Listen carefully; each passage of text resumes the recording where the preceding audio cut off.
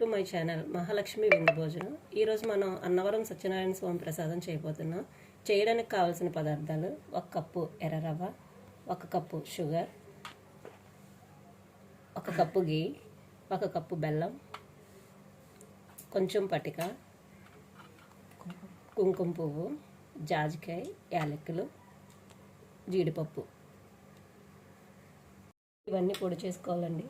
జాజికాయ, పటిక, కుంకుమ పువ్వు, యాలకులు.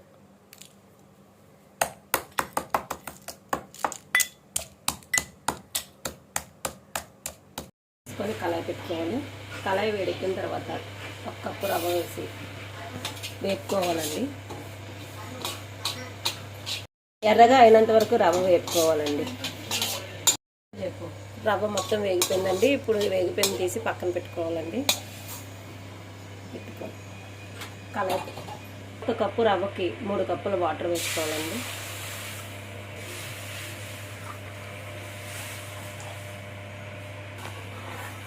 వాటర్ మరగాలండి. వాటర్ బాగా మరిగిన తర్వాత ఇప్పుడు రవ్వ వేసుకోవాలండి. వాటర్ మరిగిపోయిందండి. మరిగిన దాంట్లో రవ్వ వేసుకుంటూ కలుపుకోవాలండి. కలుపుకున్న తర్వాత ఒక 15 నిమిషాలు రవ్వని అదే వాటర్లో ఉడకనివ్వాలండి.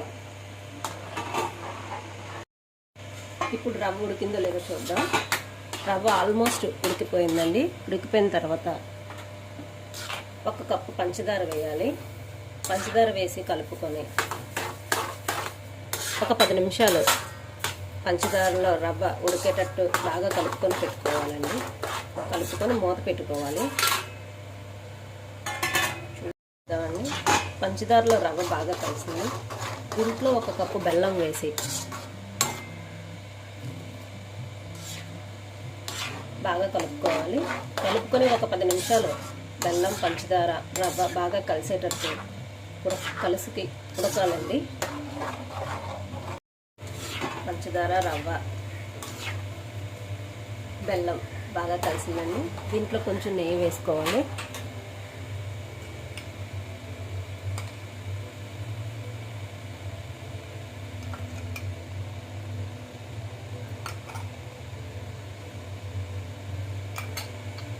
నెయ్యి వేసిన తర్వాత మూత పెట్టుకోవాలి కదా. ప్రసాదం కలర్ మారింది, రెడ్ కలర్లో వచ్చింది.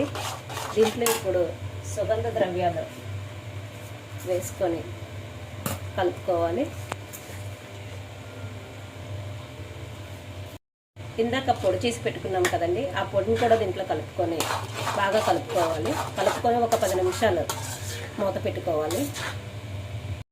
ఇలా పైకి తేలిన తర్వాత ప్రసాదం రెడీ అయినట్టేనండి. ఇంకా స్టవ్ ఆఫ్ చేసుకొని సర్వ్ చేసుకొని ఈ ప్రసాదాన్ని 3 రోజులు నిలవ ఉంటుందండి.